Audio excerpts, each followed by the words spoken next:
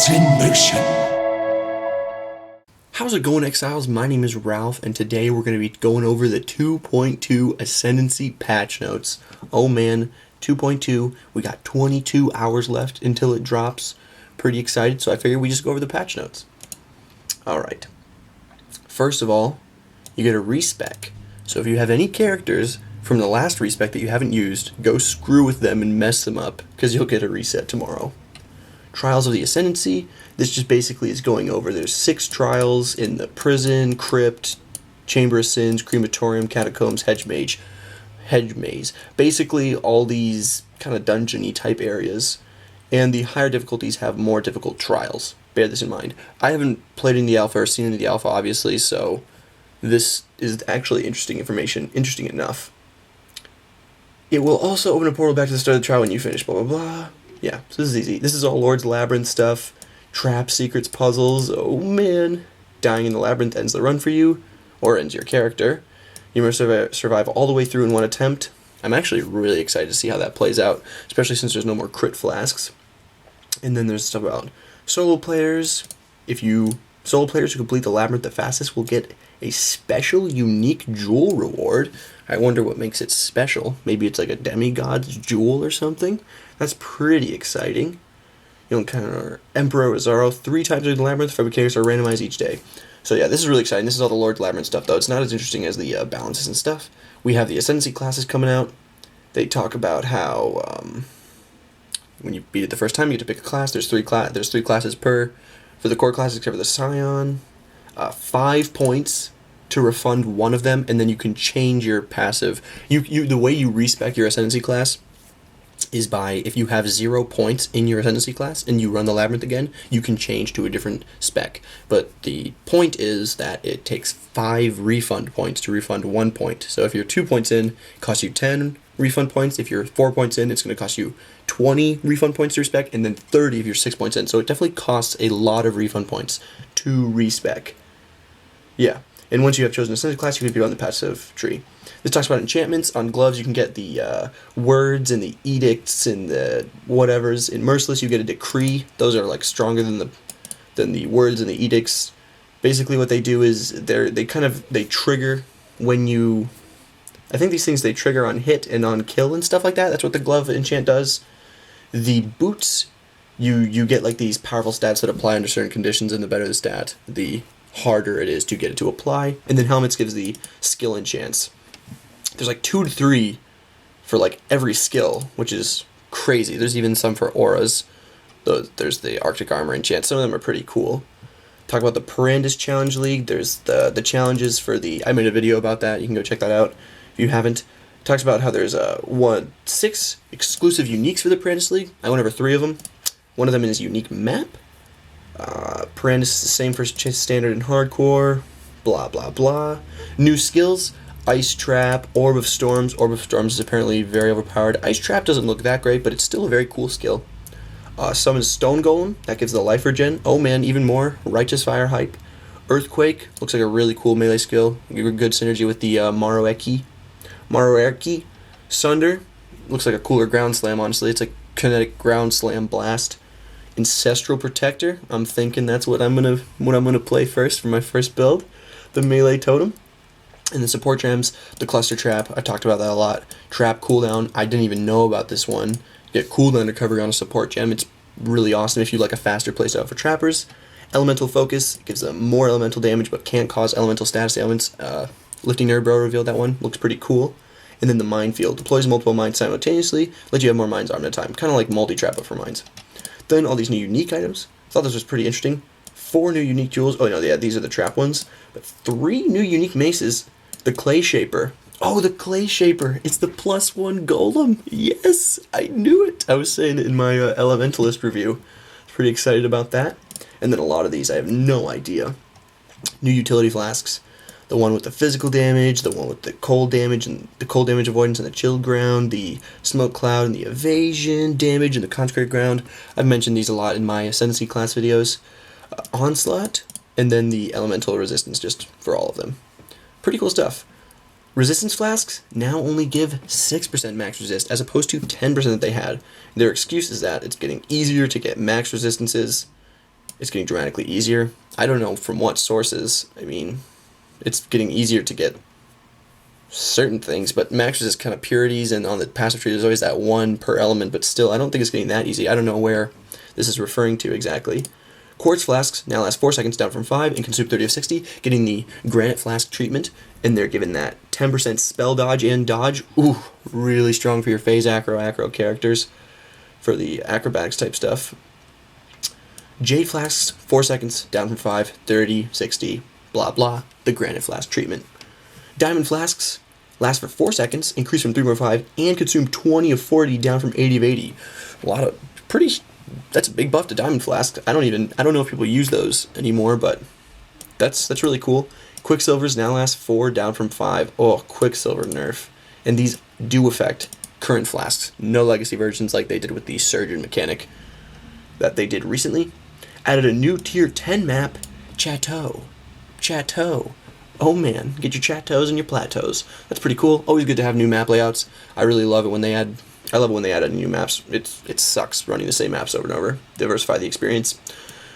Nemesis and Bloodlines monsters, they glow purple, orange and purple respectively. Pretty cool. This is crazy. When you use an Orb of Fusing or Jeweler on an item, the item quality is no longer consumed. The way that quality affects the result has also been changed. Each 1% quality improves the result by 1%. This makes the fusing process 20% easier on 20% quality items, for example. That's getting those. I regret every time I've tried to 6-link my chests before this note recently. It's kind of 20% easier. I mean, that's really nice. I've only 6-linked 2 items ever, and the first one was on a 20 quality item. So I believe in quality. This is a big buff. Maybe 6 links won't be as expensive. I don't know. It seems like a really big change. I haven't heard a lot of people talk about this. Item drops from chests are now staggered so that they drop in sequence quickly. Oh man, that D2 style type stuff, or that Diablo style stuff, whatever. This is good, reduces the lag. I mean, the loot explosions are so exciting, but it's a little crazy sometimes in party play. Remaining command up to 50 monsters, and it shows in the top corner on the information screen. So nice, such good quality of life. New flask mod, Curing. Poison removal and immunity. About time they did that. I'm excited for that one. Reduced number of charge used. Nice. That's actually really cool. Really cool. And then increased duration. Also really cool. Looks like there's actually going to be some more choice in rolling your flasks this time. Increased effect and reduced duration. Yeah, these are good, because flasks are pretty linear right now. You pretty much just roll the immunity and then the charge recovery. It's pretty boring. Actual choice now. This is great. PvP characters, blah blah blah. Oak and Creighton now summon reinforcements. Recently, refers to 4 seconds. Savage hit. Yeah, we talked about this in all the reviews of the Ascendancy classes. Static strike now displays a visual effect on your character when you use it. Some 3D arts. The mine map has been renamed Abandoned Cavern. It now has a new boss, the Eroding one. Nice. I hate mine, so I will never see that boss. Item notes are now shown, blah blah blah. Alright, skill balance. Oh, the skill balance. This is exciting. Bladefall had a bug that caused its damage per volley reduction to apply too early, reducing the damage of the first 4 stages. This has been fixed, which has raised its damage. Oh, yeah? Oh, I'm sure it's raised its damage, right? GG, you're helping us out. To compensate, Bladefall's damage has been reduced by 25% at all levels. What? Bladefall now does 6% less damage per stage, up from 5%. Oh man, its damage effectiveness has been reduced from 120% to 90%. It's kind of rough. I mean, it's still a very strong skill. They did not nerf it that hard. It's a very strong spell. This isn't going to take it out of the meta at all. I don't think so anyway. 120% and 90%. For you, those of you who don't know, the damage effectiveness basically affects how much you get from flat spell increases. Like X damage is lightning. Like if you have 1 to 120 lightning to spells added, if you have 100% damage effectiveness, you get just 100. So now it's at 90% down from 120, which is kind of a big deal. I mean, I was just using Bladefall. I didn't really scale any damage effectiveness with Bladefall, but still. Whirling Blades is now 10% slower. Aw. Ice Golem's accuracy has been increased by 40%. It's a little weird. Bone Offering now heals less life on block at gem level 21 and above. It does not matter. That Necromancer talent is still broken. That is not enough balance. The 600 life on block is still overpowered. This is still overpowered. This is going to need to get nerfed, but oh well. Spectral Throw now deals 20% more damage at all levels. That's a huge buff. The Buzzsaw is coming back. The Spectral Throw is coming back. That's actually really cool. Favorite note of all time. Favorite in terms of how humorous this is. Vaal Spark has been nerfed in almost every way possible. Oh man.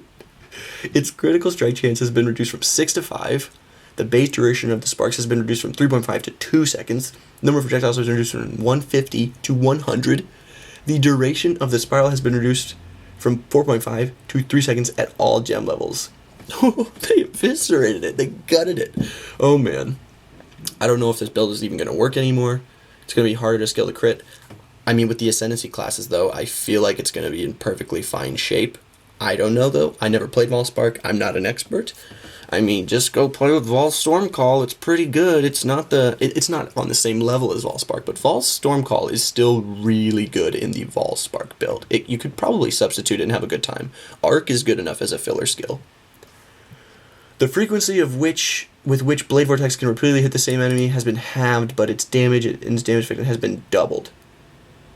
That's kind of a shame, because I had a lot of those cast on crit and then the power charge per crit ideas. I like it that it hit a lot and procced a lot of things. Don't see any Orb of Storms nerf here, which has apparently been extremely effective at that, so that's kind of weird. Still pretty cool. Still get the lawnmower going on. Assassin's Mark now causes the enemy to take 20% increased extra damage from critical strikes, rather than the value that increased every level. So it's just at all levels. Okay. Projectile weakness now causes enemies to have 50% chance to be pierced. Enemies critical weakness take 30% increased damage from projectiles at all gem levels. Alright. Blood Rage faster cast time. Thank God, it's like a fourth of the time. I hate that thing takes way too long. But a 1 second cooldown has been added to reduce recasting. Nice. Molten Shell and Vaal Shell now have a cast times of 500 milliseconds. I don't even know what the current cast time is. I'll put it up. But that's probably a good thing. I don't know. Probably slower. Probably faster.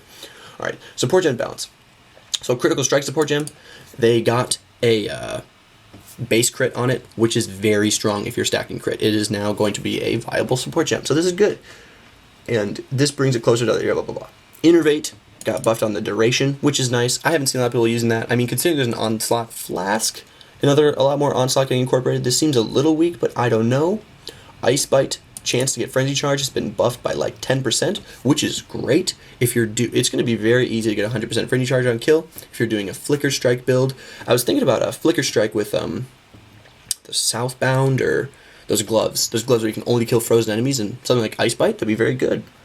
Poison Support Gem Mana Multiplier increased, because why not? Because we're going to nerf it anyway, and then the Poison duration down from 1.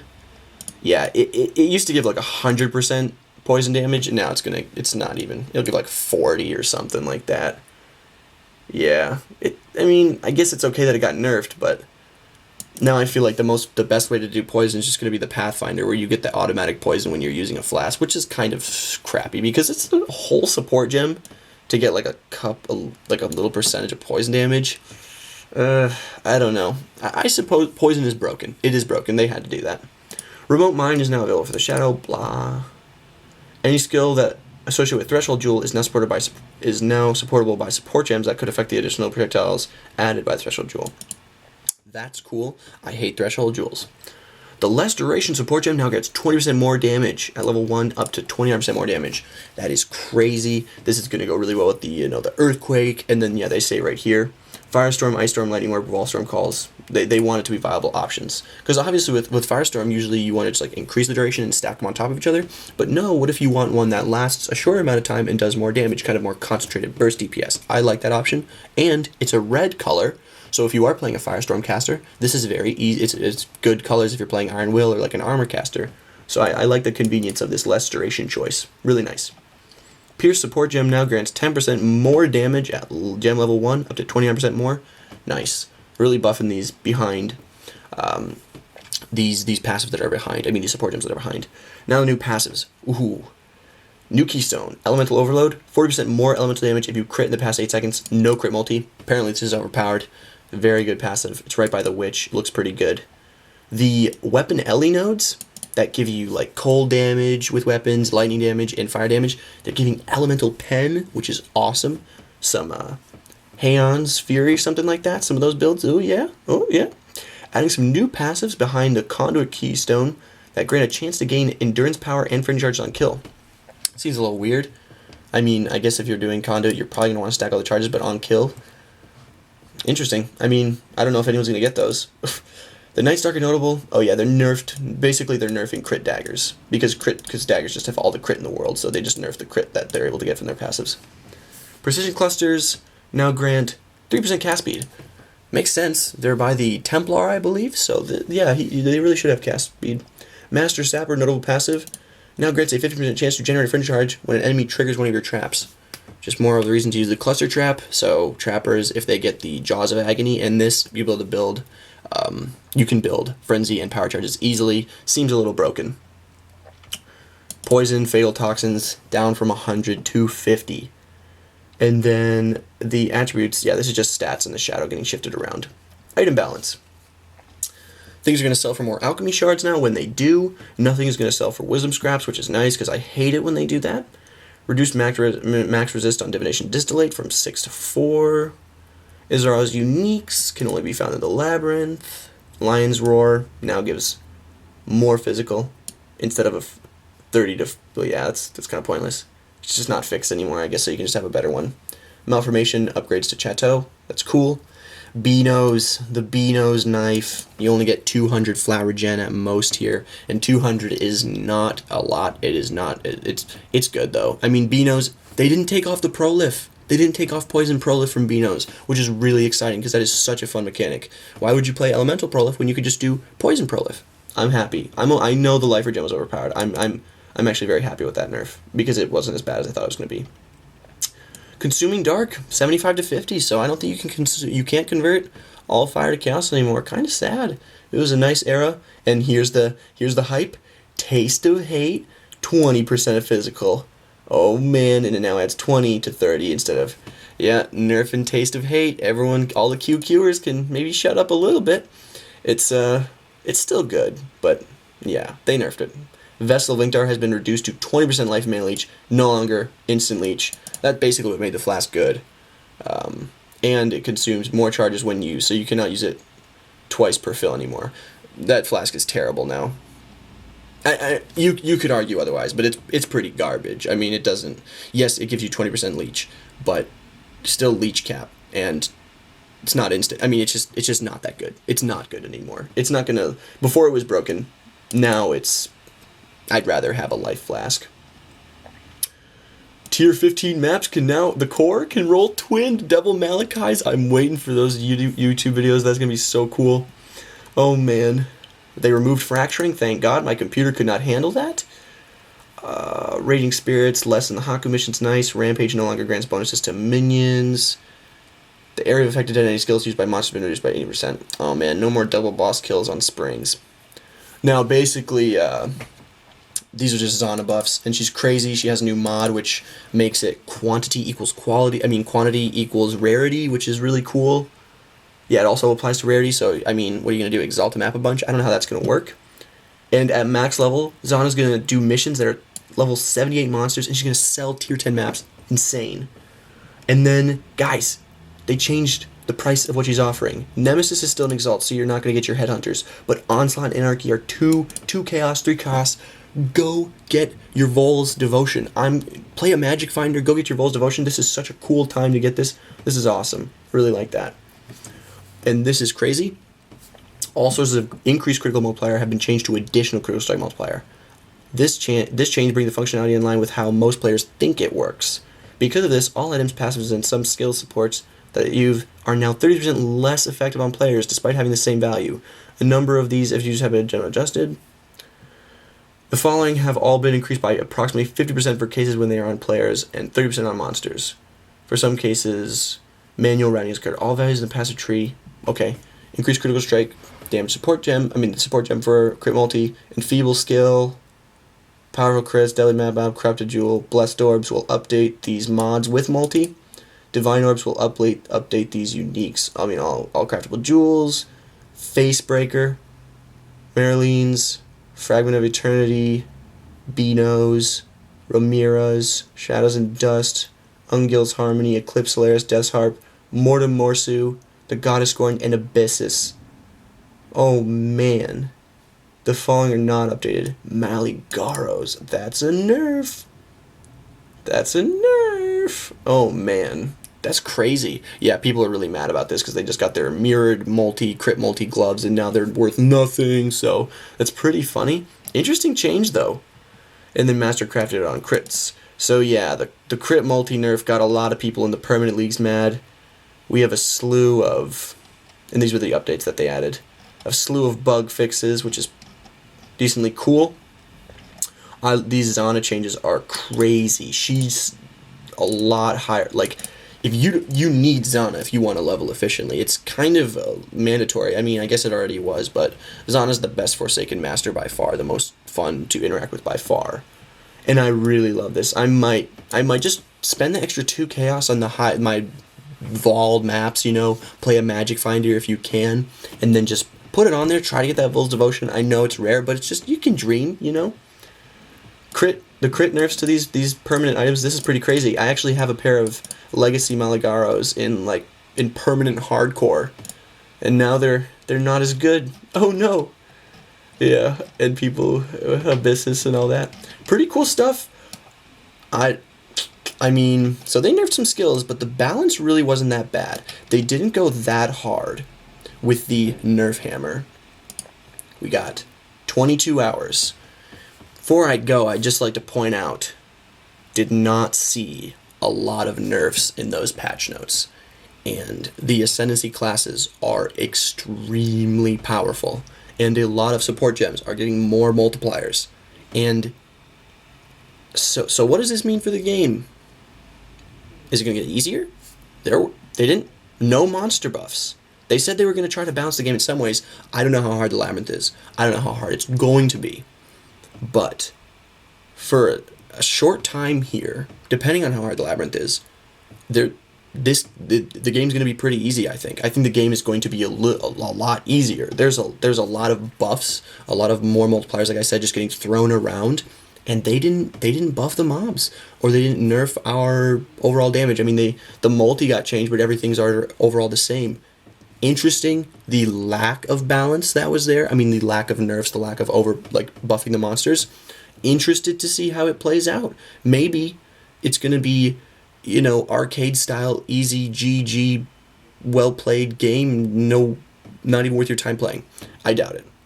PoE will always find a way to get you killed. That's why you gotta play hardcore. If the game's getting easy, you gotta play hardcore. You know, you gotta be reckless. You gotta be stupid. Still, we're getting hyped. Interested to see how the balance plays out. Let me know what you guys think, and thanks for watching. And I will see you guys in Ascendancy. Oh man.